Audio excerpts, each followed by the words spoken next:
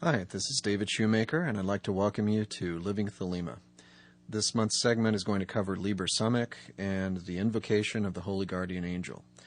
Now, I want to begin by strongly suggesting that you go back and listen to the earlier Living Thelema segment covering the Holy Guardian Angel specifically, and I think you'll find that that lays a groundwork of pretty important preparatory understanding of the nature of the HGA and of the relationship between the aspirant and the HGA as that gradually develops, typically across the first order grades of AA, but certainly whatever system you're using, there's going to be a gradually building relationship. And that particular segment of Living Thelema, I think, will really prepare you for what we're going to talk about today.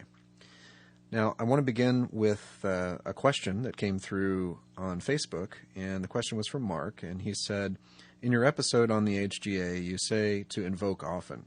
Is there a specific invocation ritual? And thank you for the question, Mark. The main point that is central to discussing this at all is that the process of gradually moving toward the culminating invocation of the Holy Guardian Angel is so personalized, so individualistic, that there's no way anyone else could hand you the ritual that's going to be your ritual. It's going to be likely very, very customized. You're going to be gathering tools and suggestions and rituals and all sorts of inner symbolic elements, very personalized, very unique to you, across the developing relationship with the angel over the years before you even approach knowledge and conversation. So by the time you get there, by the time it's time to really go in for the final working or set of workings, you're generally going to have a very good idea of the tools necessary. And these may be based on things like Liber Samekh and Liber 8, which is an extraction of the vision of the eighth aether, or the vision in the voice. But these are going to be skeletons for you. They're not going to, most likely, they're not going to be verbatim instructions that are maximized for your personal use.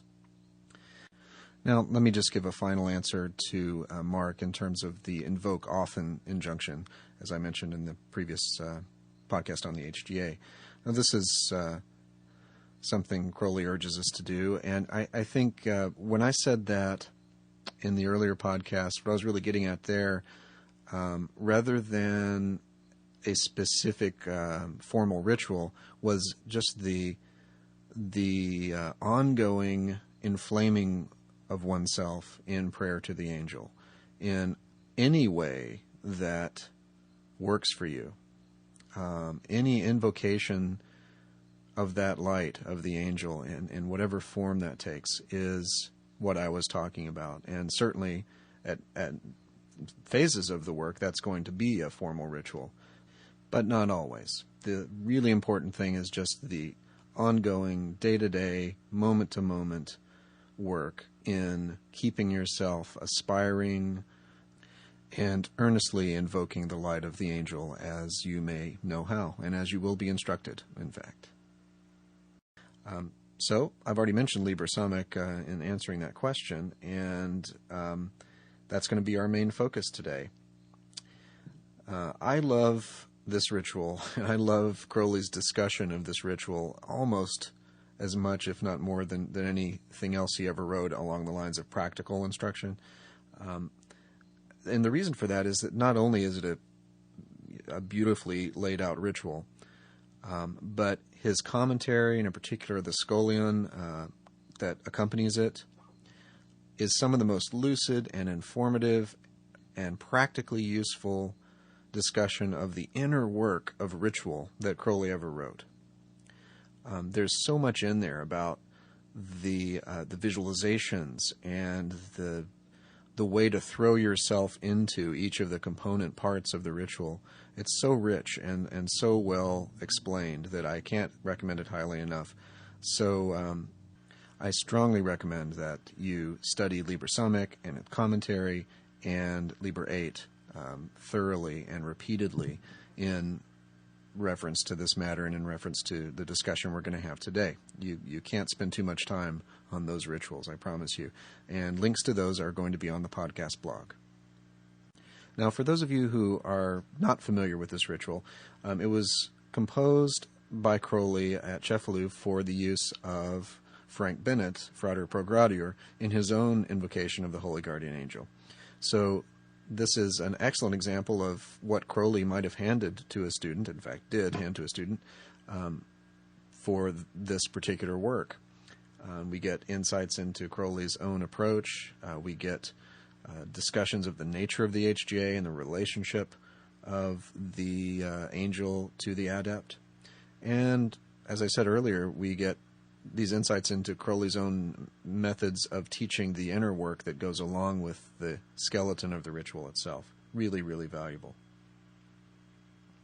So here's a brief overview of the ritual. It begins with an invocation, which is an adaptation of the preliminary invocation of the Goetia. And one of the interesting things about this is the way that the language changes from the initial invocation to the one at the very end of the ritual, from language of thee and thou and clearly identifying as a separate adept invoking or, in relationship to the angel, whereas at the end it is clear that the desired goal and the result is the attainment of union, or at least the momentary apprehension of that union with the angel in the consciousness of the adept. As I've said in other podcasts, even when knowledge and conversation is successfully accomplished, this is a marriage that takes work, just like any other marriage, and that's the work of the adept after knowledge and conversation, to increase the intimacy with the angel and maintain it as tightly and as completely as possible. But that's a side point. So we have an initial invocation to the angel, and then the sort of the guts of the ritual is a simultaneous, sequential but simultaneous invoking of all four elements, and then crowning that with spirit. Now, by simultaneous and sequential, what I mean is that in the ritual, as it's laid out, these are sequential invocations at the quarters, much like in the lesser ritual, the pentagram, etc. But the net effect when the ritual is completed is that you have simultaneously, by use of the ritual, invoked all four elements and crowned them with spirit. Now, remember that the whole process of the first order of AA, below Tefereth, as I've mentioned before, is creating oneself as a suitable temple for the indwelling of the angel. And this ritual is like a recapitulation of the work that would have been done in the AA leading up to the working of the knowledge and conversation ritual proper. So it's like a full and final performance of what has been gradually accomplished over the years via a fourfold equilibration of elements crowned by spirit. So you'll see within the ritual, the magician goes to each of the quarters sequentially and makes some invoking pentagrams and does some barbarous names, as they're called, that are keyed to the nature of that quarter and the nature of that aspect of self. And the real key here is, at this stage in the ritual, is that you are throwing yourself as vividly and as intensely as possible into identification with the element invoked. This is probably a good general recommendation for any ritual, of course, but it's more important here than anywhere else I've encountered. Crowley even talks about this in his commentary as in reference to how intense the ritual is and how challenging it is to maintain the kind of concentration and intensity of focus that this ritual demands. But at each quarter, you throw yourself into it as strongly as you possibly can, identify with that element as strongly as you possibly can.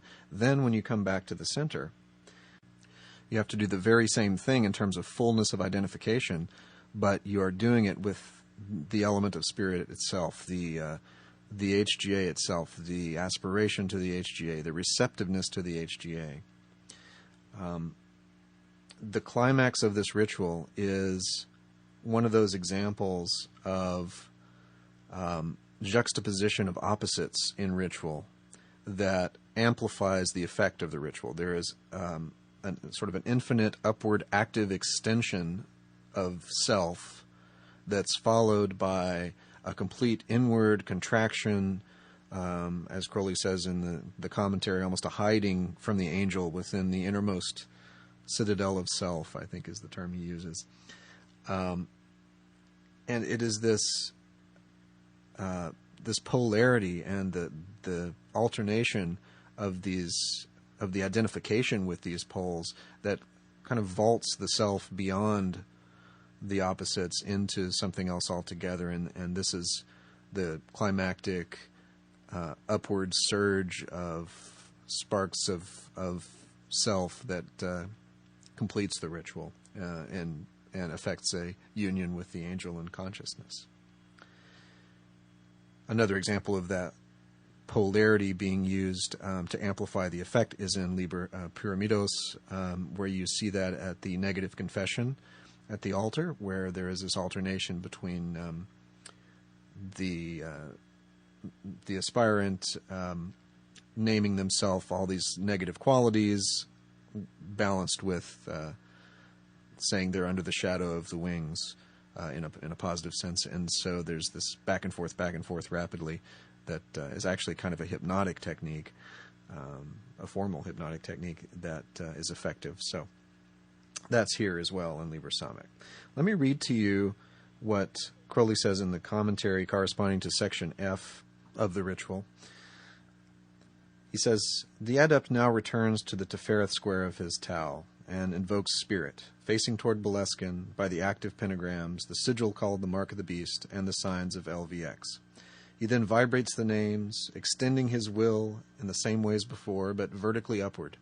At the same time, he expands the source of that will, the secret symbol of self, both about him and below, as if to affirm that self, duplex as is its form, reluctant to acquiesce in its failure to coincide with the sphere of Nuit. Let him now imagine, at the last word, that the head of his will, where his consciousness is fixed, opens its fissure, the Brahmaranda chakra, at the junction of the cranial sutures, and exudes a drop of clear crystalline dew, and that this pearl is his soul, a virgin offering to his angel, pressed forth from his being by the intensity of his aspiration." Now, this is a perfect example of what I was saying earlier about the way Crowley's describing the inner work of this ritual, giving you really these beautiful images of how to conceptualize what you're doing and how to feel your way through it, really, really experientially enriching it. So that was the active and expressive extension of self and the offering of self that I was referring to before.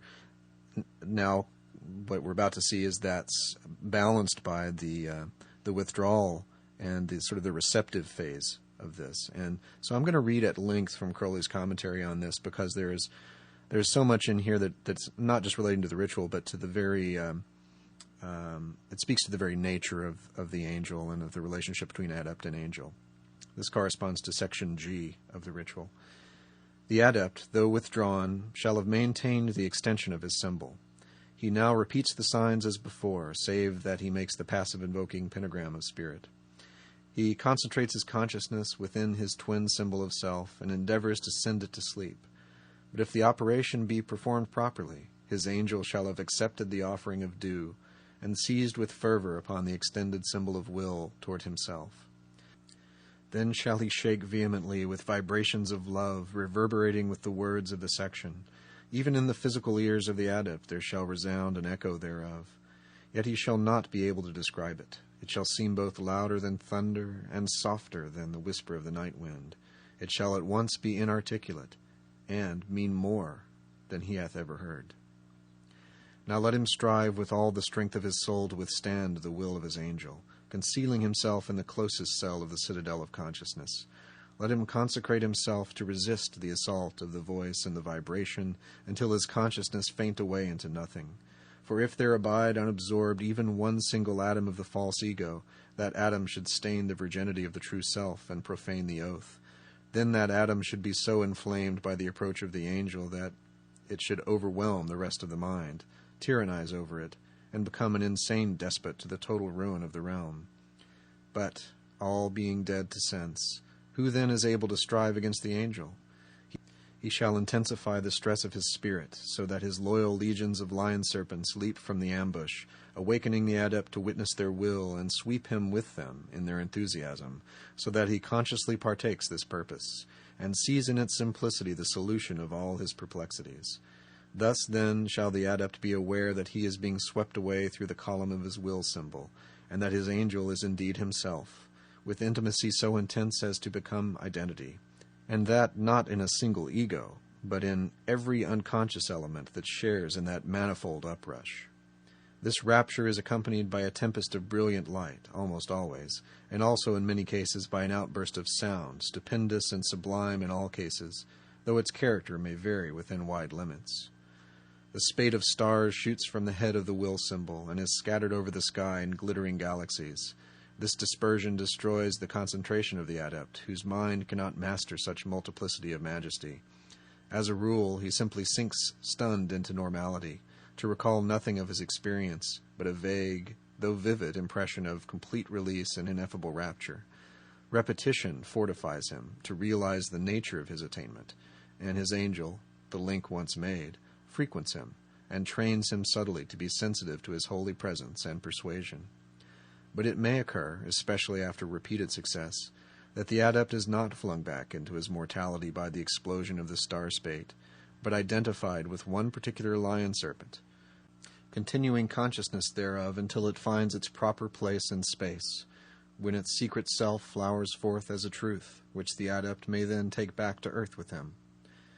This is but a side issue. The main purpose of the ritual is to establish the relation of the subconscious self with the angel in such a way that the adept is aware that his angel is the unity which expresses the sum of the elements of that self, that his normal consciousness contains alien enemies introduced by the accidents of environment, and that his knowledge and conversation of his holy guardian angel destroys all doubts and delusions, confers all blessings, teaches all truth, and contains all delights. But it is important that the adept should not rest in mere inexpressible realization of his rapture, but rouse himself to make the relation submit to analysis, to render it in rational terms, and thereby enlighten his mind and heart in a sense as superior to fanatical enthusiasm as Beethoven's music is to West African war drums.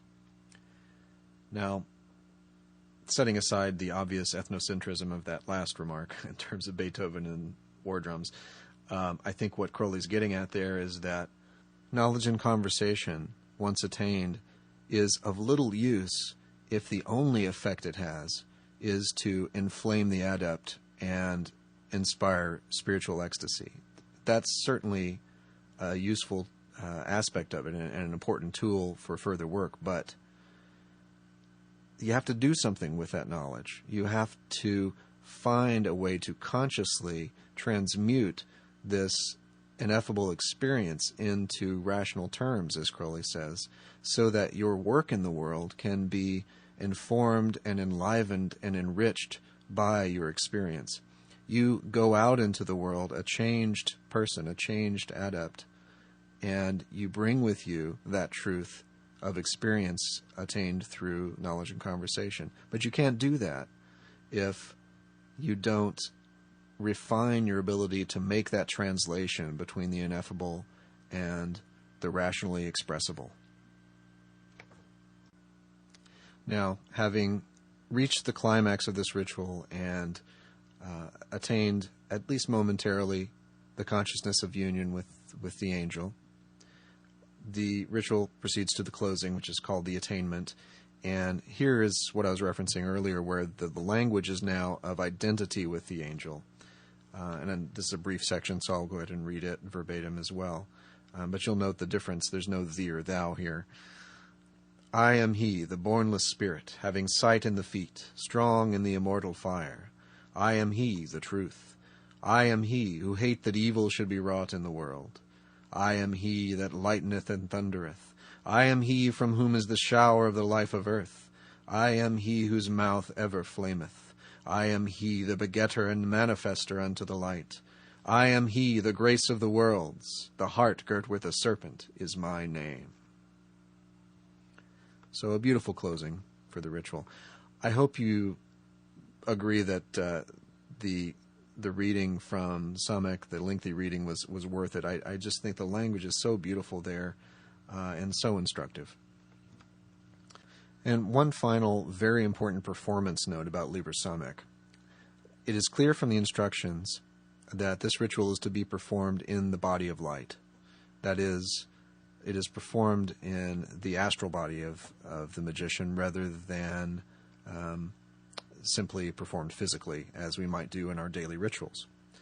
Now, in order to learn this ritual, you're almost certainly going to need to practice it physically, actually moving to the quarters and actually doing the following through the instructions in terms of postures and giving pentagrams and things like that.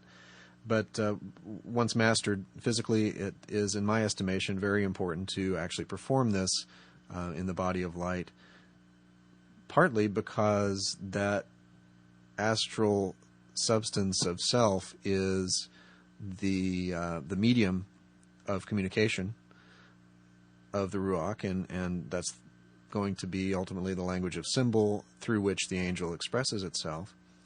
But also, frankly, the muscles that you build from repeated performance of this ritual in the body of light, in terms of magical muscles, are going to be so broadly useful in any number of endeavors that there's a great benefit in that way as well.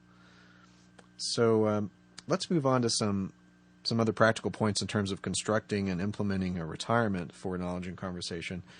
Those of you familiar with some classical sources on this, the Abramelin working and such, the classical version of that, are aware that typically there would be an expectation of almost complete solitude for months and months at a time, a very specifically constructed temple in which to perform this work.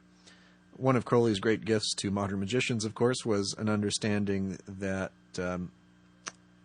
that there needs to be a way to progress down the path of attainment and still function in the world. Most of us don't have the luxury of being independently wealthy, withdrawing from the world without having to work for months, and, say, buying a Boleskine house in order to perform the working.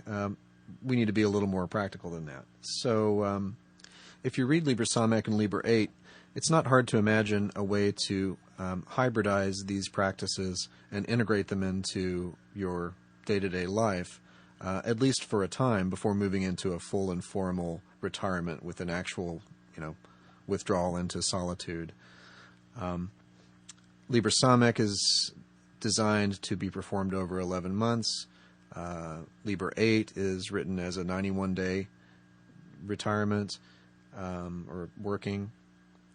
Again, if you compare and contrast these and work out something that fits in your schedule, you can easily imagine doing something where you might have a preparatory period of several weeks or months with gradually building intensity of performance. It might go from once a day to twice a day to 4 times a day, etc., building up gradually week to week until finally at the climax you might spend a week in complete retirement, or a month if you can.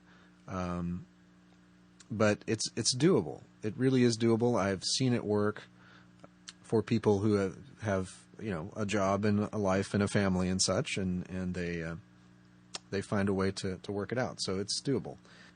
When you get to the final retirement, the actual withdrawal from society, so to speak, it's really, really helpful if you have an assistant, as you might imagine. This could be someone who can bring food, can handle emergencies, can be there to respond to any requests that you have if you need something from the outside, such as more candles, something like that. You've got someone to run those errands for you, and you don't have to leave the retirement to go into the outer world to do it. But you should, I'd suggest you avoid any direct or even visual contact with this assistant. Communicate through notes if you need to. Try not to be in the same space at the same time. You can make arrangements to make sure you miss each other. Now, a purpose-built temple, of course, is ideal for this. Few of us have that luxury, but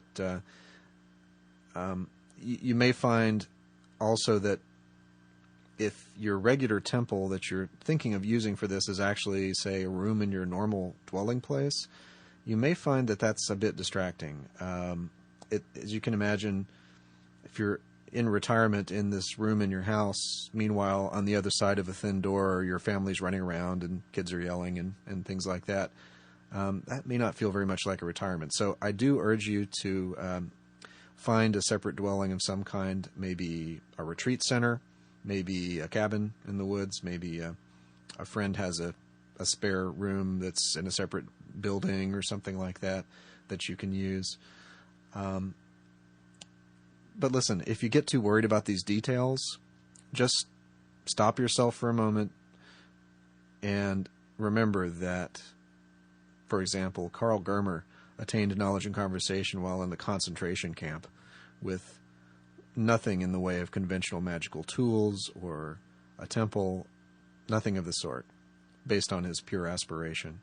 So all of these trappings of the invocation of the angel, all of the elaborate descriptions you see in Liber 8 in terms of the preparation of the space and the materials, they certainly enhance the work.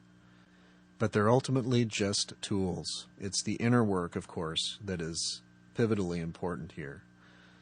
If you persist in this work, if you persist in invoking often and inflaming yourself in prayer to the angel, if you listen for the communication of the tools and the ritual forms that the angel is attempting to communicate to you as you build yourself towards the ultimate knowledge and conversation working, you will succeed. Persistence, as I've said in many contexts, is 95% of the work. I've never seen anyone persist in this system and not succeed. All the stories I've seen that involve failure consist of someone who quit doing the work in one form or another. Maybe they actually stopped doing daily practices, maybe they gave up on the path, or maybe they got distracted by things and didn't balance themselves by following the system, and so they got off track. But no one I've seen has ever persisted in the work as it is laid out by Crowley in the system of the AA and failed. So please take that as one more pep talk from me in terms of your own persistence, and hope that that persistence will bring you the result that you seek.